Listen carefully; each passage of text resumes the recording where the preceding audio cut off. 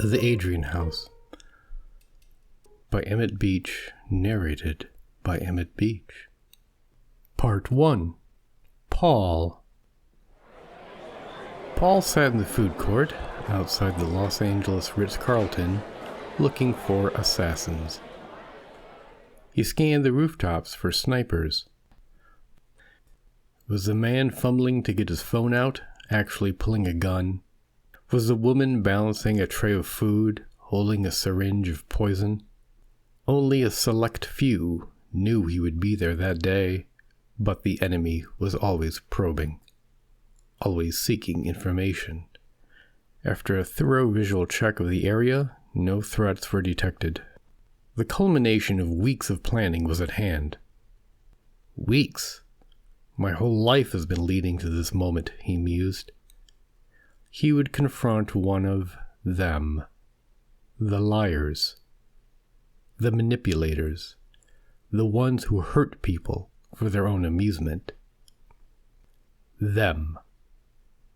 At his dad's funeral, one of his father's army buddies said, "Kid, there's always a them." Through the crowd, Paul saw Cal approaching, the only other person who knew about the plan. Paul looked around to see if anyone was watching Cal. Again, no surveillance detected. Cal took a seat and nervously fumbled with a small nylon bag. "So, you still want to do this?" asked Cal as he started to pull something out. "Keep it out of sight," hissed Paul. "He can't see it until we're ready." Paul nervously swirled a pen in one hand while gripping a manila folder. "We've talked about this. This is what we wanted. After today, everything will be different." A few moments later, Paul spotted their target leaving the hotel entrance. He was a tall, elderly man with glasses and short salt and pepper hair. He strode from the hotel in a dapper gray suit, moving with the confident posture produced by a military background. Cal took the item from his bag, a video camera. He stood up and began framing the older man in the viewfinder. Paul clutched the manila folder tightly. "Don't approach us until he starts to look in the folder," Paul whispered to his companion. "Start recording." He then stood up and made a beeline for the man. "Dr. Masters," Paul called out in what he hoped was a friendly and jovial tone, "would you autograph this for me?" Paul held out the folder to the older man. Masters looked puzzled for a second and then smiled. "Sure, are you a student?" The older man took the manila folder and took a pen from inside his jacket. He opened the folder and looked puzzled at the paper and photographs contained within. "What's all this?" he snapped. Paul jabbed an index finger into one of the documents in the folder. "This proves NASA has been lying about UFOs for years. You knew about them. You've been working with them." Paul looked over at Cal, who was walking up with his camera. The attention of several people in the food court had been attracted by the commotion. Several of them muttered about reality television and took out their cell phones. Paul tried to look serious for the camera, but he couldn't suppress his feeling of complete victory. "Christ, is this for one of those fucking YouTube channels?" Masters was clearly furious and tried to shove the folder back in Paul's hands. "If you idiots would learn some science, you would know how stupid you sound." Masters started to shove his way past Paul and knock some of the documents out of the folder. Paul reflexively reached to grab the falling papers with his arm momentarily blocking Masters' path. The older man's face became bright red. He brought his arm back and slammed his fist into the younger man's face. Paul's knees buckled and he fell to the ground like a proverbial sack of potatoes. This provoked gasps from the onlookers. A few applauded. Paul had never lain flat on the ground in the middle of the food court. Then again, he'd never been punched in the face like that. He saw a discarded food container with a dark line of ants trailing to a crack in the wall. He put a hand to his face and felt blood gushing out his nose. He looked up to see the black leather shoes of the man who punched him receding. Cal was looking down at him with his mouth wide open and camera pointed at the sky. Just as well, thought Paul. That's less embarrassing footage of me getting beaten up by a man old enough to be my dad. Then he noticed the cell phones pointing at him. Only when Paul began to struggle to his feet did Cal try to help him. "Are you okay, man?" asked Cal. The two men scrambled to pick up the photographs, and while bending down, Paul looked at the blood on his hand. The blood was now dripping down on his t-shirt. He groaned. The t-shirt showed a flying saucer hovering over the White House, with puppet strings connecting a crowd of politicians to the saucer. "Who is in charge?" was written below in large letters. Paul designed it himself. "Yeah, I'm okay," he said. "Okay, well, I got some pretty good footage, but I need to get home and check it, so I'll talk to you later." Cal was eager to leave. They'd come in separate cars at Cal's suggestion, in case we're being watched. But Paul knew Cal's girlfriend didn't like him spending time together. "Yeah, I'm fine," grumbled Paul. Cal slipped away. Paul started to walk in the direction of his car, then felt a surge of dizziness. He hadn't been in a fight since he was 10 years old, and wondered if he'd hit his head when he fell. People in the food court were continuing to stare and video him with their phones. He spotted the Starbucks and decided he could clean himself up a bit and gather his wits. The Starbucks had about 10 people scattered among the chairs. Paul grabbed a napkin and wiped his face, hoping he had gotten most of the blood off. He walked over to the barista, relieved that there was no one in line. A tattooed girl stared at him from the other side of the counter, showing no concern over the blood running down Paul's face. Okay, can I get a small iced coffee?" She deftly scooped some ice into a plastic cup and added cold coffee. Paul paid her and found an empty table. A woman with a dark chocolate complexion and a large afro sat a few feet away, deeply engaged in a Kindle. She glanced up and looked at him with widening eyes through thick glasses. "You're bleeding. Come over here," said the woman. Paul walked over to her table, drawn by a sympathetic voice. "Stand up straight. Now lean forward a little. Stand up straight. Now lean forward a little bit." She wore a gray hooded jacket over hospital scrubs, so Paul assumed she was a nurse. The woman picked up a napkin, reached out and pinched his nose closed, using the napkin to not touch the blood. She then looked at her watch. "Don't move. I'm applying pressure." Paul quietly breathed through his mouth while the woman looked at her watch. She occasionally looked up at him and gave a very slight smile. Paul was glad he couldn't look around the store to see how many people were staring at them. "I'm Veronica," the woman continued. "I'm an ER nurse. I couldn't just sit there while you were bleeding. So what's your name?" "I was punched. I was going to punch the guy back," said Paul. "But I couldn't. I didn't get a chance." "Okay, should I call you Mr. Punchy?" "No, I'm Mr. Paul. Paul. Just Paul. And thanks." "So who punched you and why?" Veronica's eyes moved down to Paul's t-shirt. And what the hell is that t-shirt trying to say? "I was trying to interview Randall Masters. He's a retired NASA engineer. Every lunar mission took tons of photographs of alien spaceships, and they covered them up. I've been trying to talk to him for months, and he kept ignoring me. I saw he was at a convention in town, so we wanted to demand some answers." Paul sat up straighter and spoke louder as he said this. "Wait, what? What does that mean?" Why does your shirt have a dinner plate hovering over the White House? Veronica asked. It's an alien spaceship. They've been coming here for years, and the government knows about it. The cover-up has gone back to at least... Wait, said Veronica. I think I heard about this. This is some conspiracy theory, right? No! His volume was inappropriate, so he took a breath and got a grip. I mean, it was a conspiracy, but there's a lot of evidence for it. Paul took the photographs from his manila folder. See this one? It was taken by a Navy fighter jet.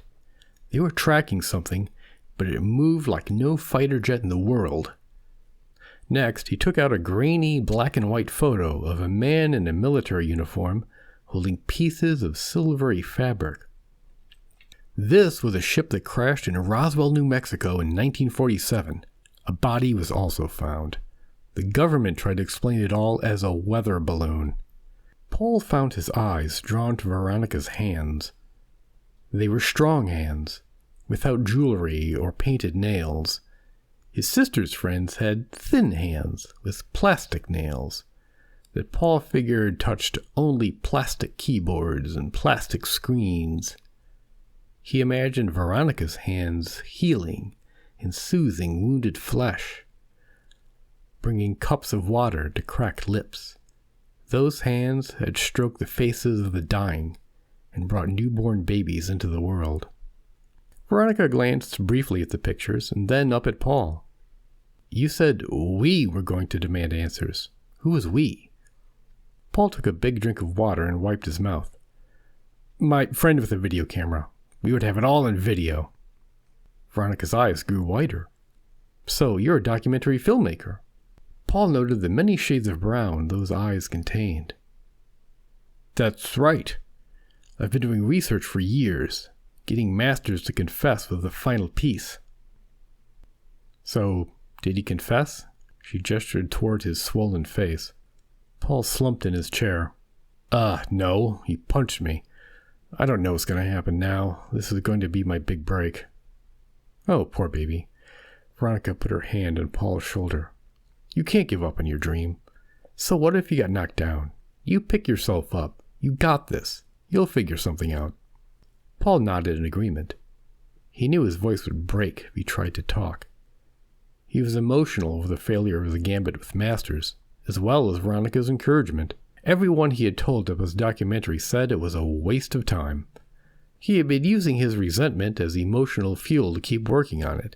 He was totally unprepared for someone who actually believed in him. How did you get into this? Asked Veronica as she took a bite of her sandwich. She licked her fingers as tuna salad fell on them. Paul shrugged. I used to run an electronic bulletin board in college. There were a couple of people talking about it. I spent hours in the library reading everything. I looked at every reported sighting. I got copies of government documents. I spoke to people in the physics department. Paul looked at Veronica expectantly. You're very passionate. A romantic, said Veronica dreamily. Paul was locked into Veronica's warm brown eyes and intriguing smile. Romantic? Paul laughed a bit. Wow, I don't get that a lot. I believe in the truth. You have to stand up for the truth, even if it costs you. Veronica shrugged. Everyone's so cynical these days. They care how much money they have, how many clicks they get. It's all so shallow. I admire someone who really believes in something. Paul locked into Veronica's eyes. So, would you like to get coffee sometime? He hadn't planned to ask her. He was surprised to hear the words come out of his mouth. We're having coffee now, Veronica smiled. But yes, I would like to see you again. Okay, said Paul. I should get back home, but maybe tomorrow night if you have time? Yes, Veronica said, still smiling.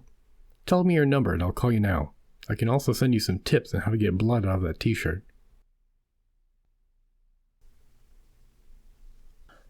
Paul hated pulling into the parking structure beneath his apartment building. Assigned parking sounds desirable in Los Angeles, but it also meant government assassins could simply wait for him to come home. Of course, he had driven past his building several times looking for anything unusual, but it wouldn't be hard for a covert agent to enter the garage itself. Driving past the open gate, he slowed the car to a crawl while scanning his surroundings. Finally, he reached his parking spot. He sat in the car for another 30 seconds, pretending to look at his phone while glancing around and checking his mirrors. No one seemed to be lurking. A few minutes later, he was in his apartment. Paul grabbed the remote control for his docking station, and the sound of light jazz filled the room. Paul didn't particularly like jazz, but it could block listening devices. Besides, it formed a white noise that helped him concentrate. Keeping his back against the wall, he approached his curtains and pulled them back a fraction of an inch. He peeked out to scan the street outside. His eyes moved to every alcove and doorway in his field of vision. Nothing unusual. Satisfied, he walked to the folding tables he used as a desk, turned on his computer, and plugged in his laptop. While waiting for those to boot up, he took one of his pre-made sandwiches from the refrigerator. All his sandwiches were tightly wrapped in wax paper.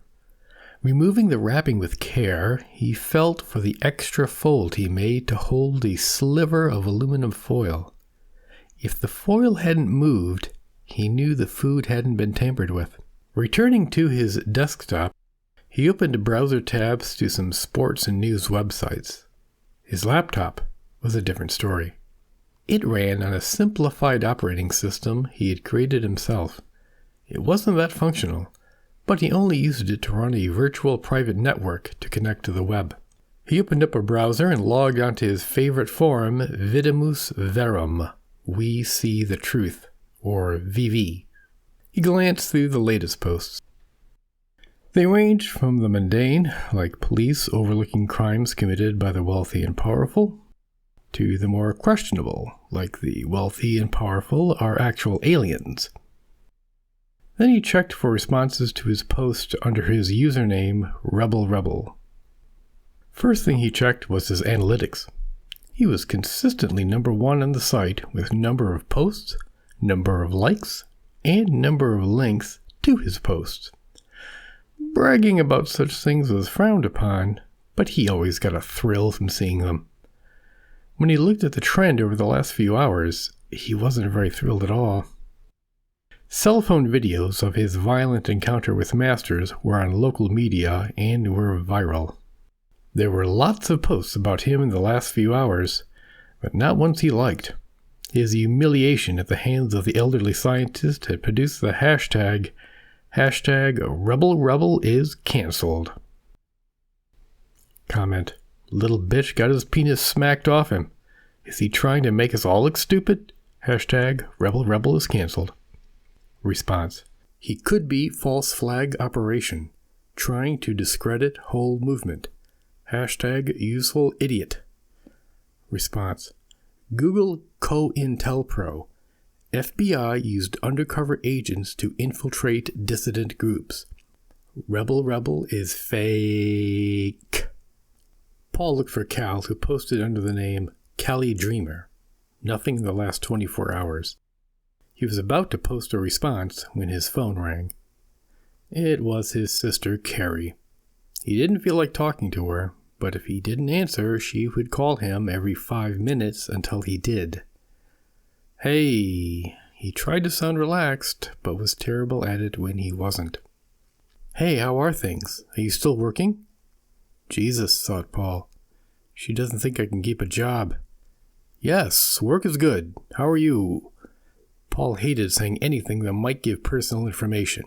This phone was under his own name and address, so anyone monitoring the call was gathering data about him. It was the first cell phone number he ever had, so his whole family used it. Giving them a new phone number might raise red flags with certain intelligence agencies. Oh right, we're not talking on your burner phone. No details, Carrie teased. I don't have a burner phone. She always knew what buttons to push. I have other phones. Of course he had another phone, but he didn't want to mention that on an unencrypted line. Sorry, Paul, were you talking to your little conspiracy group? Did I interrupt the secret society? She really did like to push him. Paul began to work up a retort, but his sister knew when to pull back.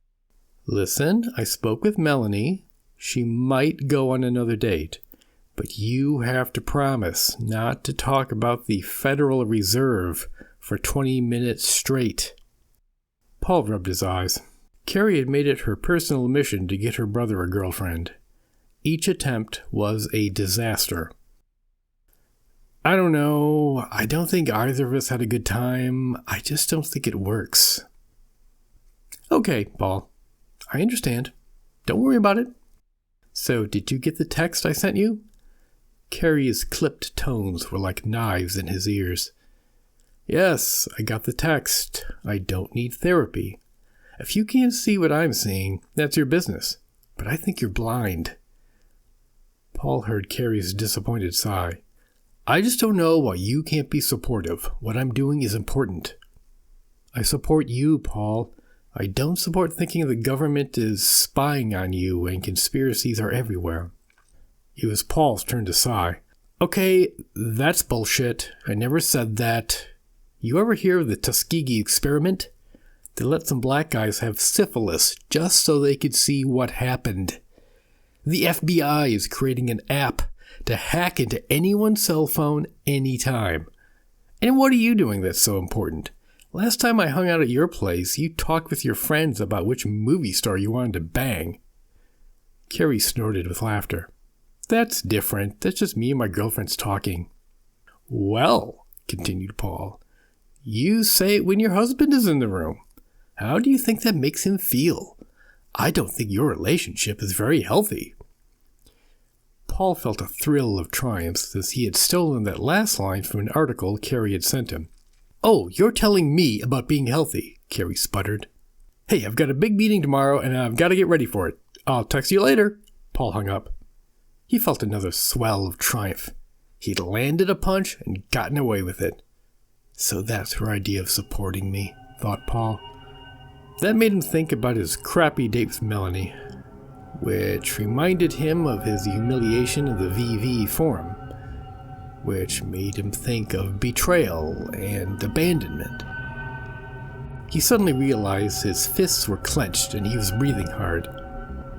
Paul ducked into his bedroom to rip his clothes off, slip on some shorts, and grab some weights.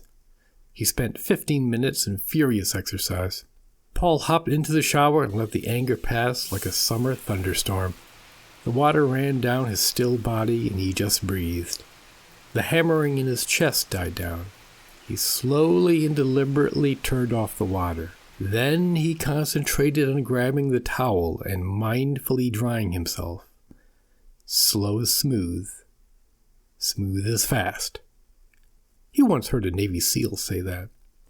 He pushed back the shower curtain and caught a glimpse of himself in the mirror. Could I have been a SEAL? He considered joining the Army after high school, but he had already read about CIA LSD experiments on military recruits. Still, his chest was broad and his biceps not bad. He was introduced to lifting by a friend in high school.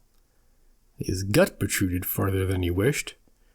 Paul exercised several times a week in a haphazard schedule that sometimes skipped everything for 3 or 4 days at a time. He never considered diet. He always thought he was eating healthy food, and anyway, diets are just fads for idiots. Gazing at his reflection, he noted his bright blue eyes. That was the only feature for which he'd ever received a compliment. He kept his straight black hair very short and had never let his beard grow. His regular features were neither exceptionally attractive nor ugly. The few times he'd heard himself described by other people, he was called ordinary, which was exactly what Paul wanted. Entering his bedroom, he glanced over at his closet. He moved some boxes out of the way until he got to one labeled tax records. He examined the tape that held it closed to see if it had been disturbed recently. It had not, so he removed it and took out several old tax returns. Beneath them was an opaque Tupperware box, which he removed.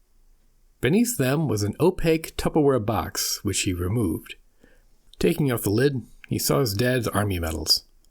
Purple Heart, Southwest Asia Service Medal, honoring his service in the First Gulf War. Paul loved looking at those. Then the pictures of Dad with his unit. Mom, Dad, his sister, and him on the one vacation they ever took.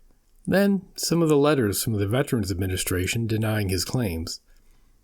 There were worse things among the papers as well, but Paul shoved them back in the box. After carefully replacing the tape around the box, he carefully arranged the other boxes to hide his hidden treasure.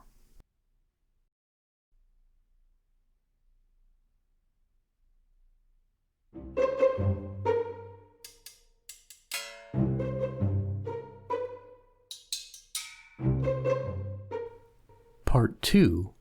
At Work.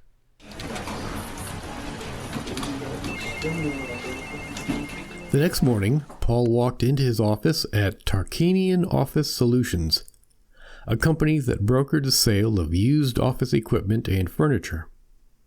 Paul didn't even know such a business existed until he was sent there by a temp agency 6 months before.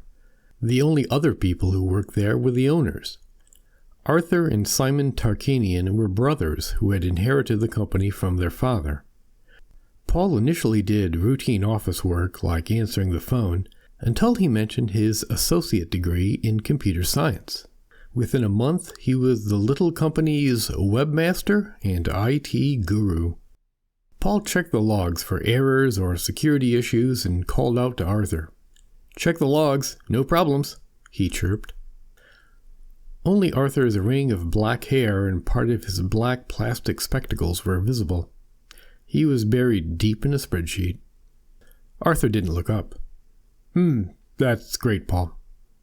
He reached for a cup of coffee and sipped it.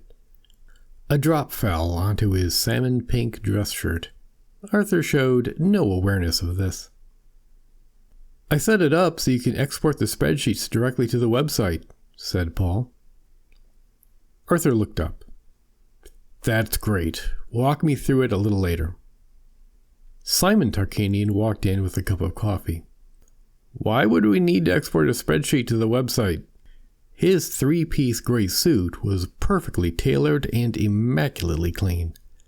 A silver tie clip accented the ensemble. His perfectly organized desk was in stark contrast to the papers randomly scattered across his brother's workspace. Paul swiveled his chair to face Simon. Behind Simon was the faded picture of Armin Tarkanian, patriarch of the clan and founder of the business. "You can export any office document," said Paul. "You could export a Word document, like marketing material, or whatever." Simon looked at Paul, expecting more. Arthur looked at his brother over the top of his glasses. "Simon, remember how we used to get viruses on the computer?"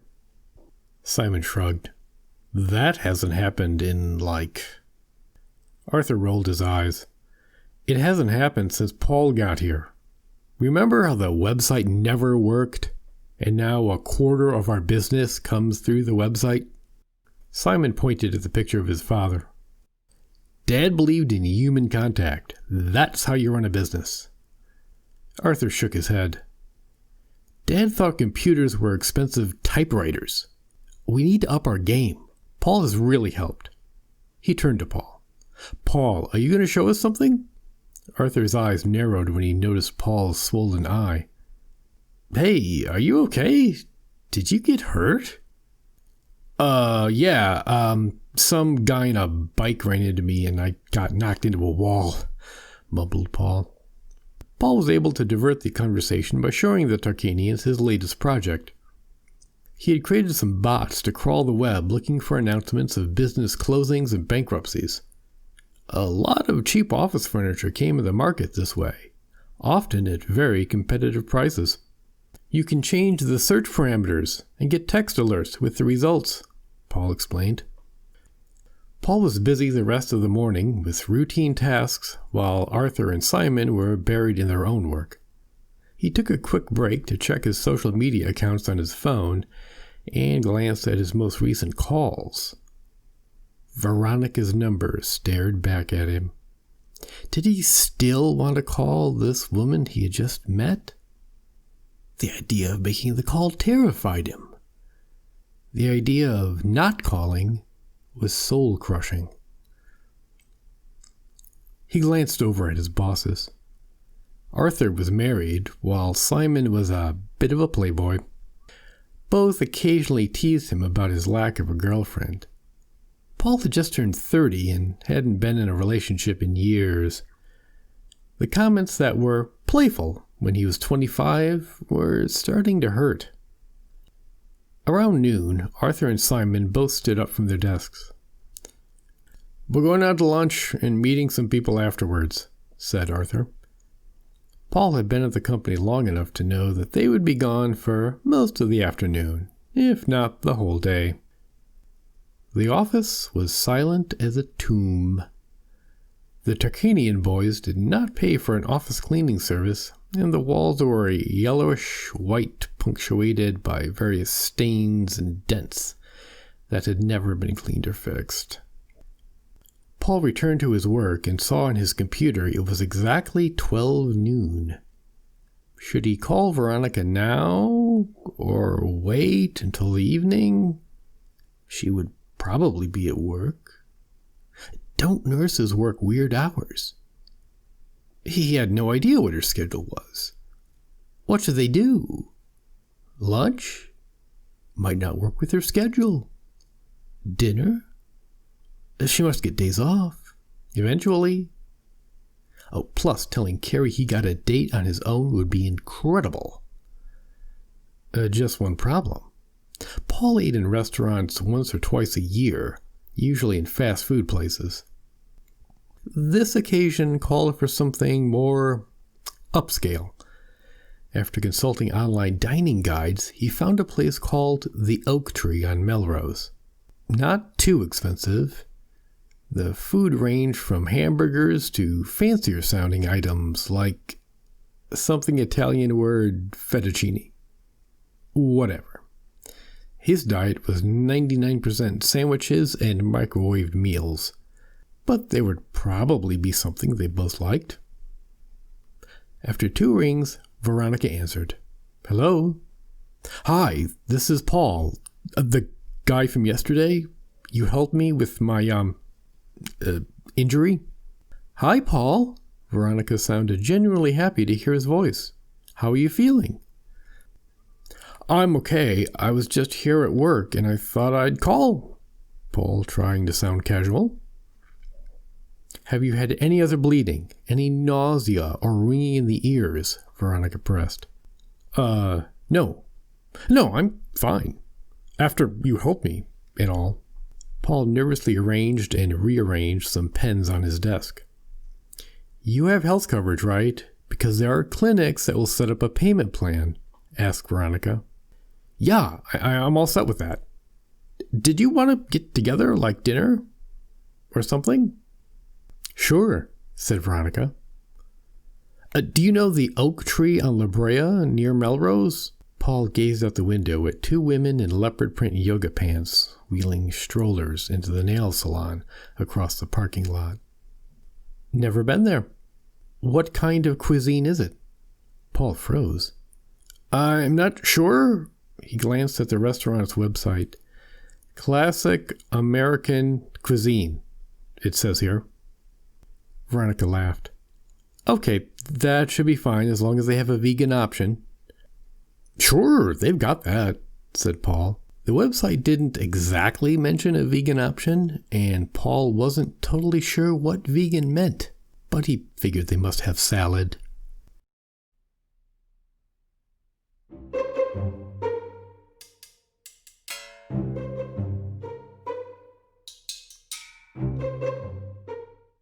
Part 3.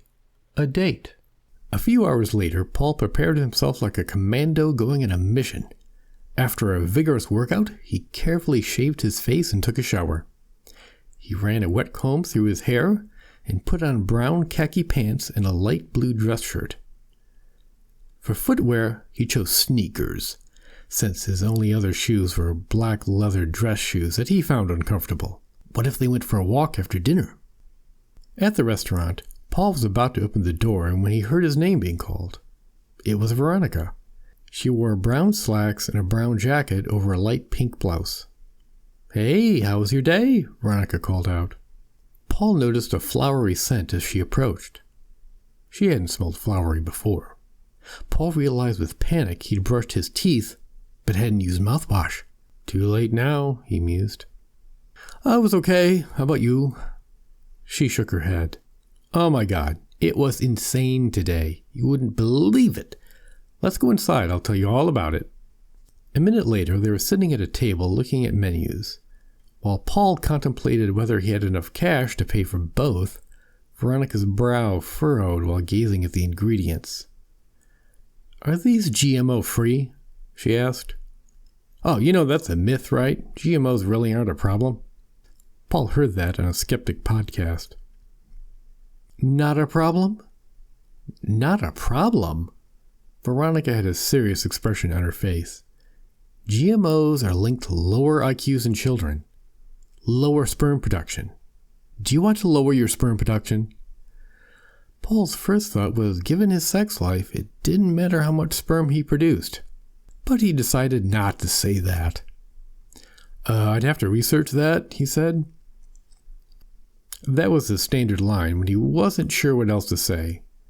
He knew he didn't want to get in an argument with her because he was feeling something unusual sitting at the table with her. He felt alive. During this reverie, a young woman approached the table. At first, Paul thought she was wearing a very colorful, tight-fitting top. But she was actually wearing a tank top, while her arms and shoulders were heavily tattooed. He couldn't imagine making himself so identifiable in public. Hi, can I take your order? Veronica didn't acknowledge the presence of the waitress. I can't eat here, Paul. Veronica stood up. This crap is linked to fertility problems. I can't be eating this. Veronica abruptly got up and walked out of the restaurant. Paul felt the light moving away from him, and Veronica was taking it with her.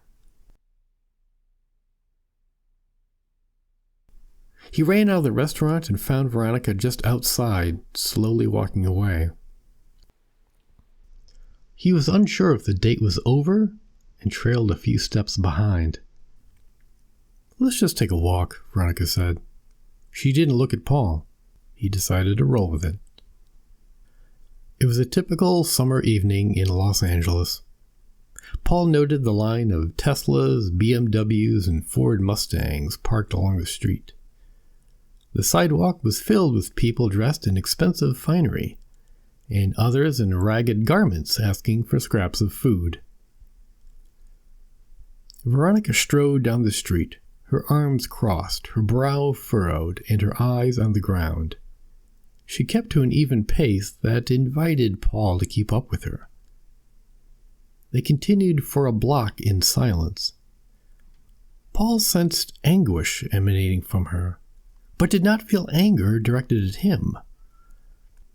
He considered making an excuse and leaving for the night when she broke the silence. So where are you from? Where are your folks? I grew up in Massachusetts. I was raised by my mom after my dad died when I was little, he said. He was in the first Gulf War and got Gulf War syndrome, which the Army denied was real. They kept saying it was PTSD, but it wasn't. Veronica put her arms around Paul and buried her face in his shoulder. Oh, honey, I'm so sorry you lost your dad. They held the hug for a long time while people walked around them. A warm energy passed between them like a powerful magnetic field keeping their bodies together. Paul and Veronica couldn't have disentangled themselves if they wanted to, and they had no wish to do so. Paul was only vaguely aware of the people who flowed around them, some giving each other sly looks. The two were being drawn into each other like two bodies around a common center of gravity. Some desperate hidden secret was inside each of them, waiting for the other to dive deep enough to find it. Finally, this surge of energy lessened, and they let each other go. Veronica snorted and wiped a tear away. Sorry, she said. I lost my mom a while ago. I also cry at weddings and around puppies. I hope I didn't embarrass you. No, I'm not embarrassed, mumbled Paul. He really wasn't embarrassed. but he was vibrating with emotions he didn't understand. Well, my grandparents moved to Pasadena from Georgia in the 1930s. They worked at the Carver Hotel, the first black-owned hotel in Pasadena. We've lived in L.A. ever since. She glanced over at Paul. Hey, how's your documentary coming? Paul laughed ruefully. I don't know what's going to happen with it. There's a video of that guy punching me, the group... He paused. He felt a dangerous impulse to tell Veronica everything that happened to him. Without the VV forms, he had no place he felt comfortable. The panic of being completely alone was overwhelming him, and some psychic survival instinct made him share his feelings with this woman. There's this group I sort of work with online. We do a lot of research together, but then they saw the video and now, well, they just make fun of me now. Veronica stopped and turned to him. God, I hate the internet. It's like high school all over again. Paul, don't listen to people who don't support you. Those are toxic relationships. You've got to listen to people who believe in you and support you. Veronica noticed a small storefront with a pink and blue neon sign that spelled out, Open Mind, Open Heart. Pure happiness spread across her face. Veronica thrust her arm out and pointed at another neon sign in the window that said, Psychic Fair today. Come on, let's go in. She took his hand and rushed in. Paul wasn't sure what a psychic fair was, since his idea of a fair involved carnival rides and cotton candy. This store sold books, CDs, yoga mats, and crystals. But Veronica had the same look his sister had when they went to comic book stores when they were children. It was as if everything she had ever wanted or could ever need was in the store. She walked over to the CD display and picked up a CD labeled Songs for the Unborn. This is for pregnant women to play starting the 3rd trimester. That's when the baby can hear music. This will stimulate brain development and make the pregnancy easier. Veronica explained this as she glanced through several childbirth-related titles. So, do you have children yourself? Paul suddenly asked. He thought she would have brought it up before now, but he reflected maybe some single mothers mention it later. Veronica wandered over to the yoga books. I really have to get back into this. I haven't been to yoga class in months. Paul pondered whether she heard him or not. Oh, no, I don't have any kids.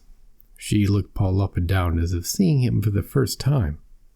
Do you have any kids? No, me neither. Paul felt a small tremor of relief that she didn't have children. Veronica abandoned the bookshelf and gravitated to a small table in the back of the store where a middle-aged woman in heavy eyeliner sat next to a handwritten sign for free readings.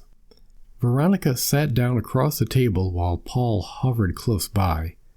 He didn't know if a reading was something too personal for him to listen to, but neither woman objected to his presence. The two women held hands silently for a moment. Then the psychic opened her eyes. I see a being, a small being that is tied to you. Veronica suddenly sat up straighter. A child? Asked the woman. Veronica's eyes flicked over to Paul for a second. It's complicated? Veronica nodded for the woman to continue. The psychic contemplated Veronica's hands. This being wants to contact you, but something is coming between you. Someone or something. Paul saw Veronica squeeze the other woman's hands while looking down at the table. Suddenly the psychic looked over at Paul. She looked Paul up and down through her enormous fake eyelashes. There's a man in uniform who wants to talk to you. He wants to talk to... The psychic concentrated harder.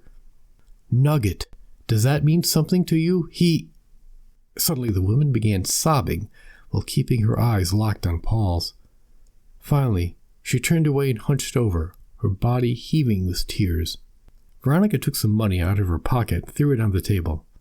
She took Paul's hand as they walked out of the store. Once outside, Paul was about to mention that readings were free, but Veronica spoke first. Thank you for sharing that with me. That was powerful. It sounds like something happened with you. Most of his social interactions was with other conspiracy theorists, and all they talked about were internet rumors and grainy NASA photographs. They rarely spoke of anything personal. Paul realized he had no idea whether most of them had children or families. He felt a strong connection to Veronica, but he wasn't ready to share everything.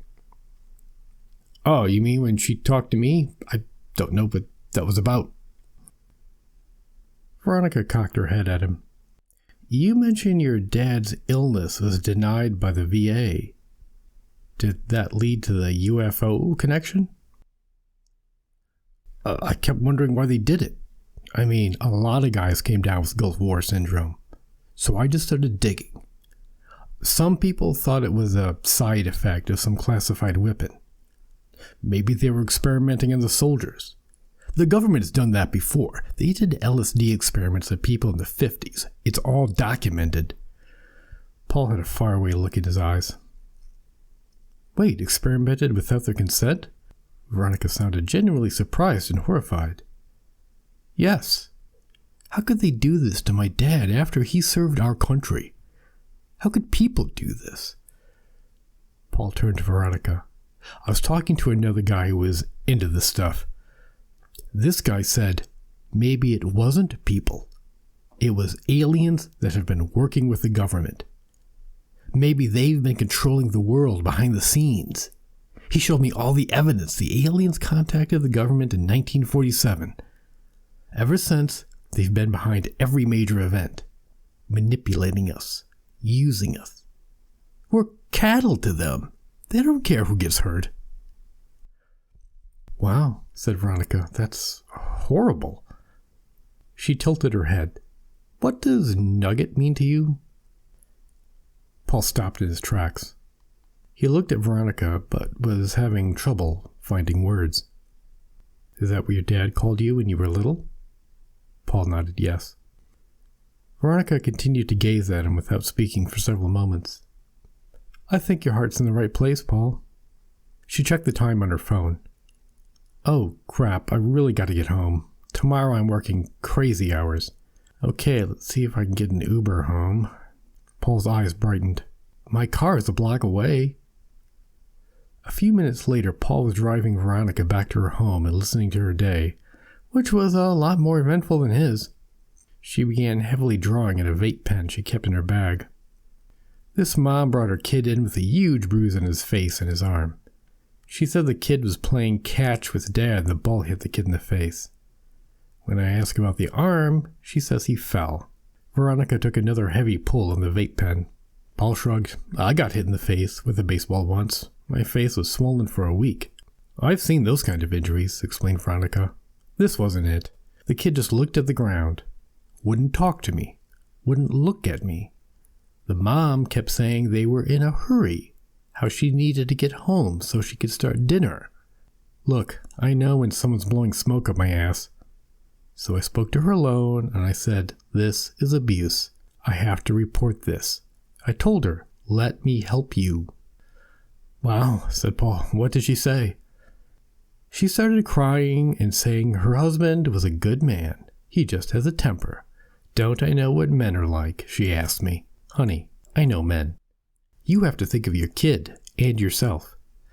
Paul expected her to continue the story after taking another long toke in the pen, but she was silent. So what happened? Is a woman getting help? I know she didn't want to report the abuse. We followed our policy. The hospital will contact CPS and the police. I don't know what will happen to them. She looked out at the passing scenery. Gas stations, pawn shops, and large chain convenience stores went past them. Veronica lived in a trailer park in Torrance, about an hour out of his way. By the time they parked near Veronica's trailer, she was talking about her grandmother's psychic abilities. My friend and I were leaving the house, and Nana suddenly said, Maria, watch those knees.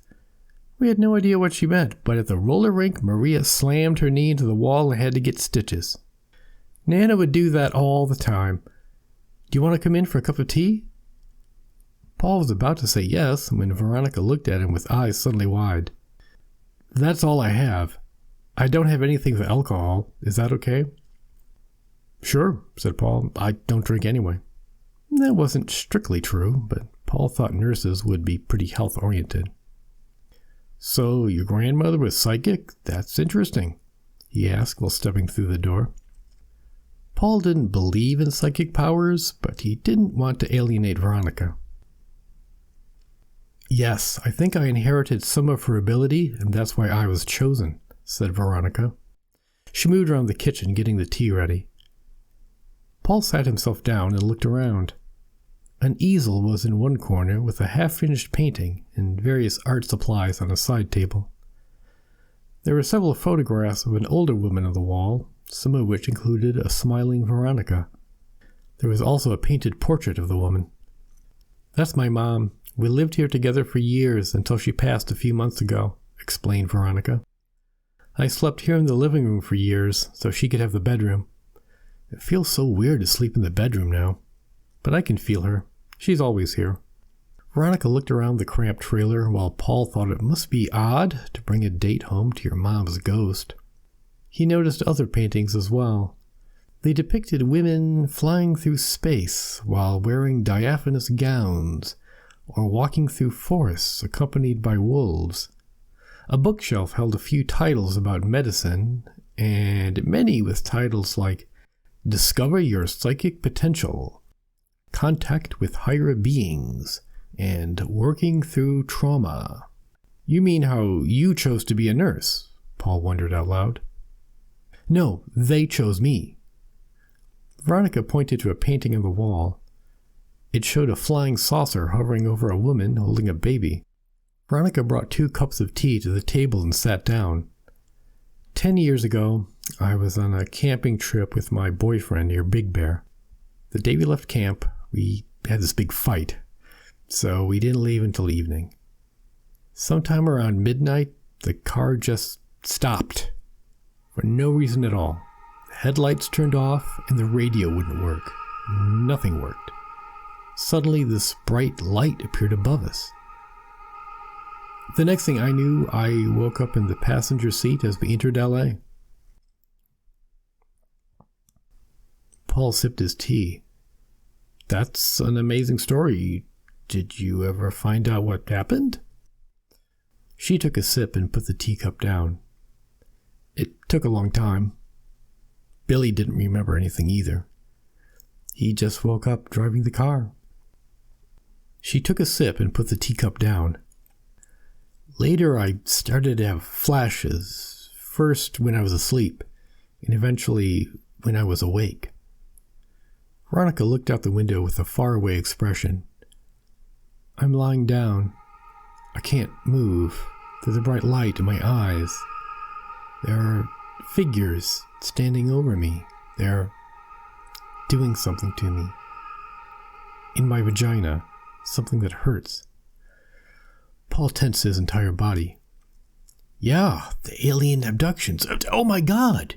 You know about this. You know a lot about this. Realization flowed into his face. You know more than me.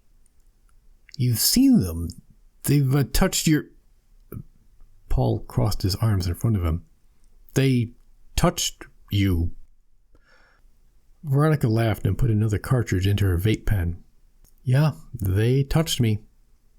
I didn't really see them as such, more like I sensed them. So what happened after they, took you?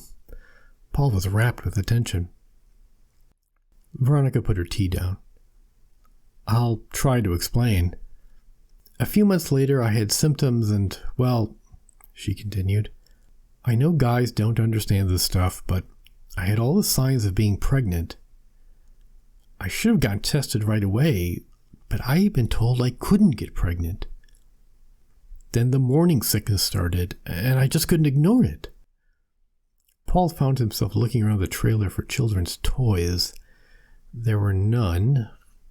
There were no pictures of children on the wall. Did you get a pregnancy test? I know you can get them in a supermarket. Yes, said Veronica with some annoyance. The test was negative. but I knew I had been pregnant. I don't have a test to prove it, but I fucking knew. It's like the baby just disappeared. Tears welled up in Veronica's eyes. Oh, I see. Veronica was clearly upset, but Paul wasn't sure what to do. Did Veronica think she really had a child? Was the child miscarried? Paul said, "What, happened then?" Veronica blew her nose. "Ever since I was a little girl, I just wanted to find the right guy and start a family. When my doctor said I couldn't have children, I sat in my room for days, just crying and crying. I didn't think it was possible to cry that much." She laughed quietly under her breath. "Do you know you can cry for 24 hours in a row? You can. It happened to me."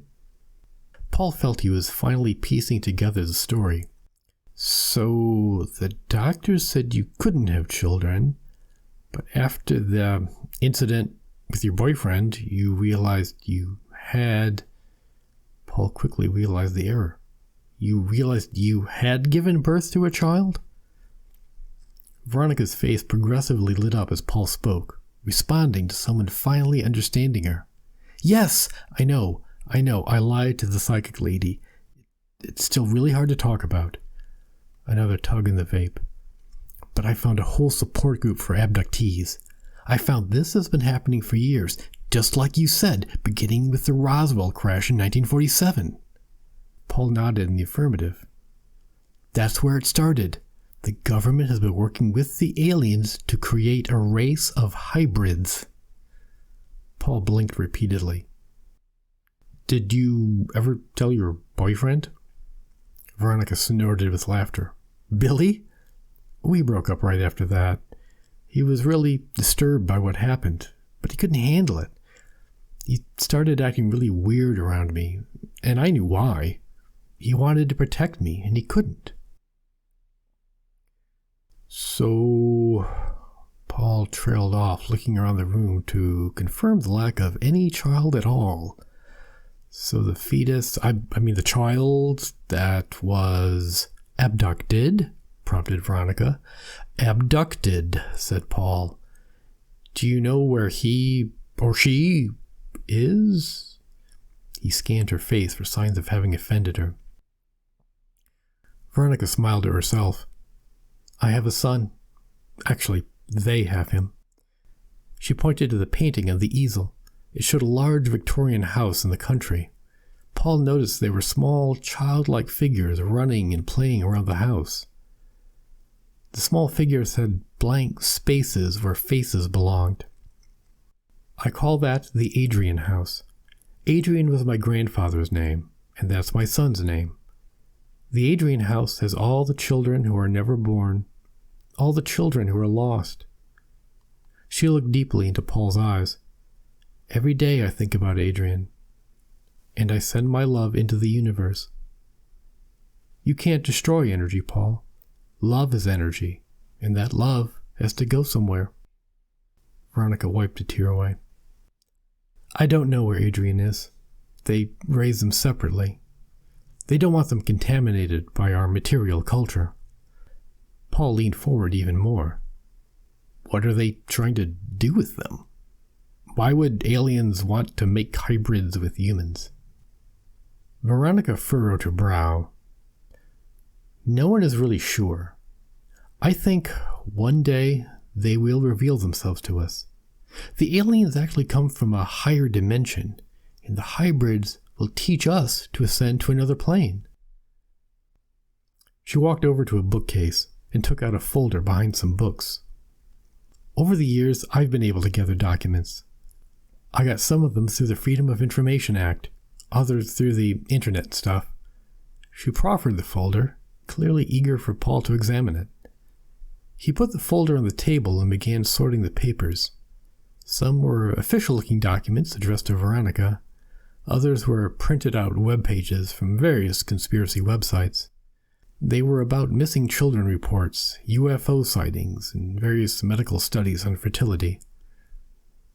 Veronica stood up with sudden, palpable excitement. "Hey, you're a documentary filmmaker. Didn't you say your project is stalled? Maybe you could make a documentary about this. She put her hands on his shoulders and began stroking them. Paul was elated. A few hours ago, he thought he had wasted years. Now everything he had ever said or done was vindicated. I'll help you, he told her. Veronica threw her arms around Paul and held on so long his muscles began to cramp. Paul, I believe there's a plan in the universe. It brought us together. This has all got to mean something. They took my baby. They took your dad. Paul nodded. He let a tear flow down his face. Veronica grabbed her vape again. I saw this documentary that said they've actually been here for centuries. The pyramids, old myths and legends. They've been on Earth all along. Have you read about that? What did you think? I've heard those theories. I don't like to read about them. Paul's face was like stone. Why not? Asked Veronica. It means they've always been in control. We never had a chance. Paul looked into Veronica's eyes. There's always been a them, Veronica.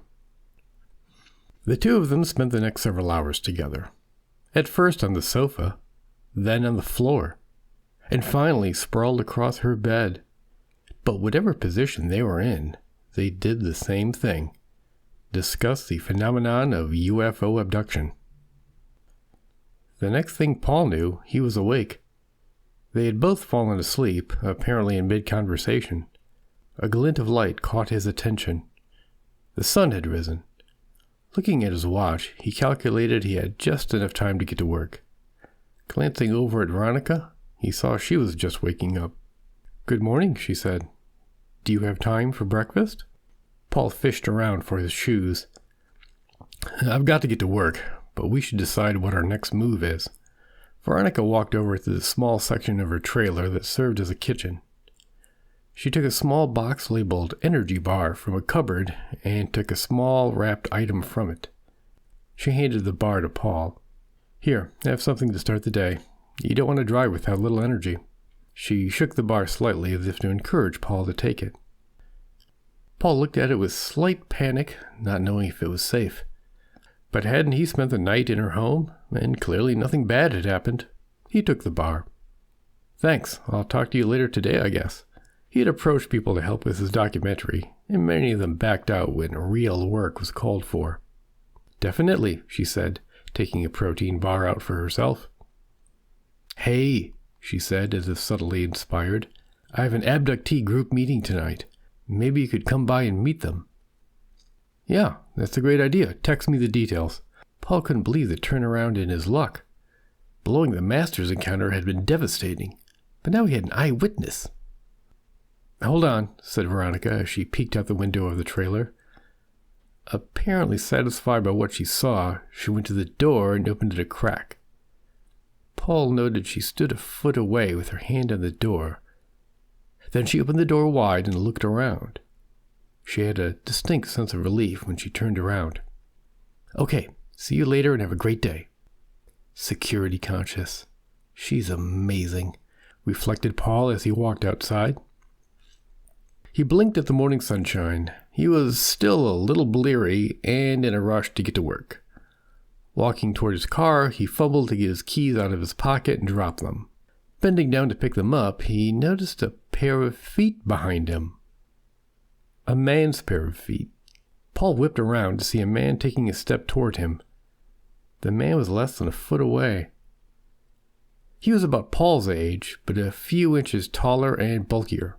He wore a plaid flannel shirt, a dirty baseball cap, and a day's worth of stubble. Paul could smell coffee on his breath. Hey man, what's going on? Asked the stranger. Nothing. Paul would have turned back to his car, but the man's stance suggested a threat. They regarded each other for a moment. No trespassers, man. You know someone who lives here?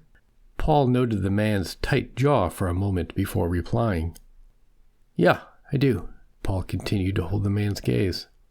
He was uncertain if the other man would try something violent, but Baseball Cap apparently decided against that and stepped back, looking over at Veronica's trailer. Paul wondered if he should stay to protect Veronica, but decided it was better to not bring more attention to her. Maybe I got someone's attention with the Masters fiasco, Paul reflected.